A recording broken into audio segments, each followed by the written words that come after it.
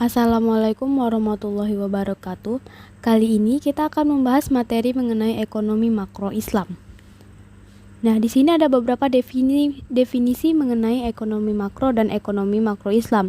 Yang pertama itu ada definisi ekonomi makro. Ada beberapa menurut para ahli. Yang pertama itu ada Adam Smith.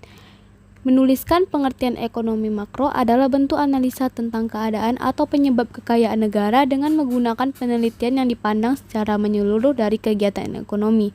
Sedangkan pendapat menurut Sadano Sukirno mendefinisikan ekonomi makro adalah sebuah cabang ilmu ekonomi yang mempelajari tentang kegiatan utama perekonomian secara komprehensif atau menyeluruh terhadap berbagai masalah pertumbuhan ekonomi.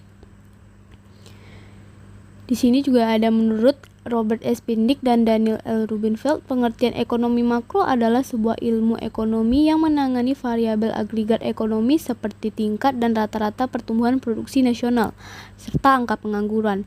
Dari pengertian di atas, kita dapat menyimpulkan ekonomi makro adalah studi tentang ekonomi secara keseluruhan. Ekonomi makro sering digunakan untuk menganalisa dan merancang target-target kebijaksanaan yang berhubungan dengan pertumbuhan ekonomi, inflasi, tenaga kerja, atau keseimbangan neraca pembayaran yang berkesinambungan. Selanjutnya ada definisi ekonomi makro Islam.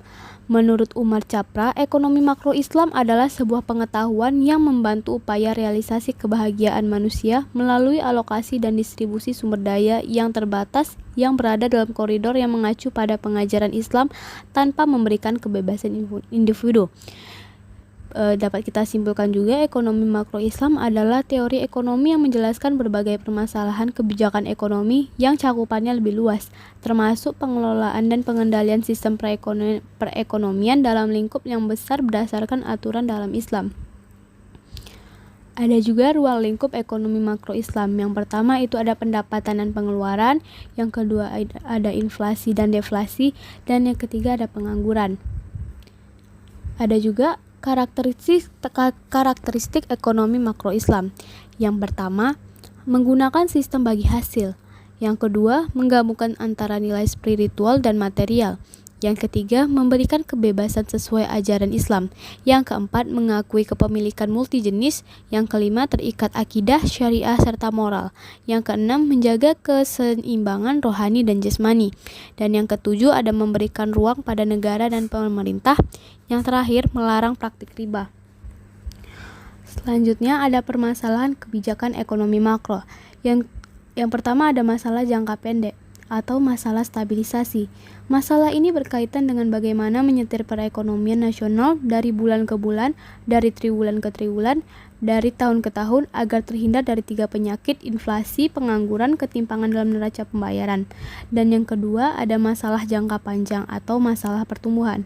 Masalah ini mengenai bagaimana menyetir perekonomian agar ada keserasian pertumbuhan penduduk, pertambahan kapasitas produksi, dan tersedianya dana untuk investasi. Dan berikutnya ada beberapa jenis pasar makro dan pelaku ekonomi makro. Dari pasar makro yang termasuk dalam lingkup tersebut yaitu ada pasar barang, pasar uang, pasar tenaga kerja, dan pasar luar negeri. Sedangkan untuk pelaku ekonomi makro itu ada rumah tangga produsen, rumah tangga konsumen, rumah tangga pemerintah, lembaga-lembaga keuangan, dan luar negeri. Sekian pembahasan materi kita mengenai ekonomi makro Islam. Kita jumpa lagi di lain waktu. Terima kasih. Wassalamualaikum warahmatullahi wabarakatuh.